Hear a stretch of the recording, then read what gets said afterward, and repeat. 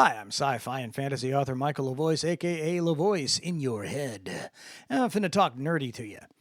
Kinda nerdy. I mean, it's a little off genre, but it can also be genre. How does that work? Not sure. We'll figure it out. I want to talk about a couple of villains that I really love to hate. Had this chat with a buddy of mine the other day. Oh, and if you're watching, hey Ben. Anyway, we were talking about villains that we kind of felt a little dirty about liking. His was a character from the TV series that will not be named by the author that will not be named. No, I'm kidding. It's George Martin. And it was Game of Thrones. But one of the characters there had this arc that he was just such a complete jerk and then turned out to be rather heroic in the end. And you kind of felt guilty for liking him as a character, according to Ben. I don't know. I've never watched the show. Not my speed. But it made me think about a couple of different characters that I really, really liked. And I kind of felt guilty about liking. I think the pinnacle of this kind of likable villain started out for me with James Mason in the black and white film version of The Prisoner of Zenda. It's about a guy named Rudolph Rassendyll, who's kind of a useless layabout, who goes to the country of Ruritania because he has this genetic throwback to the royal family there because of a indiscretion one of his ancestors committed with one of their ancestors. And they're about to crown their new king, and he thinks it might be a kick to go see the coronation of someone that looks like him when he doesn't look like the rest of his family. He shows up, the king's out, passed out cold drunk, and a couple of the king's retainers put him in the spot of the king for the coronation so, the guy doesn't make a bad showing. And everybody believes it.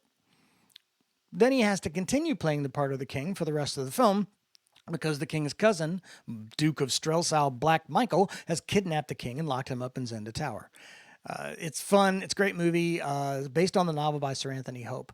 But James Mason as Rupert of Hensaw was so cool and so suave and so despicable. You just couldn't help but like the guy. And it's one of those characters where you kind of feel guilty about liking the guy. Another good example of this is Brian Dennehy as the sheriff in Silverado. Despicable man. Absolutely reprehensible. But so cool, you just couldn't help but like him. In fact, it was like the complete opposite of the sheriff he played in First Blood. Opposite Sylvester Stallone. That sheriff was a total jerk, and you hated him from the minute you saw him.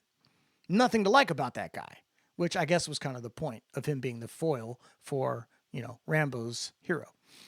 So, and I think the best one, maybe my all-time favorite, has to be another sheriff, played by Alan Rickman.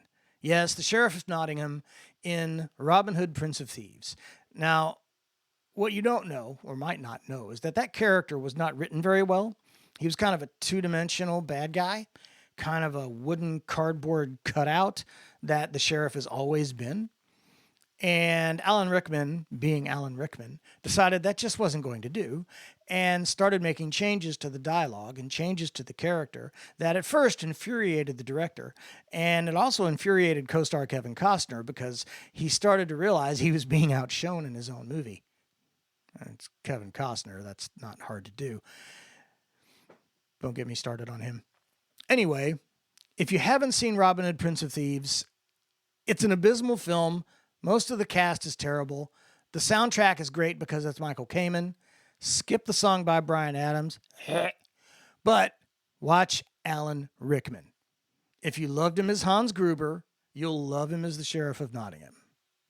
Anyway, those are my favorite movie villains of all time. The ones I feel guilty about liking. So what are yours? Let me know, and I'll see you tomorrow.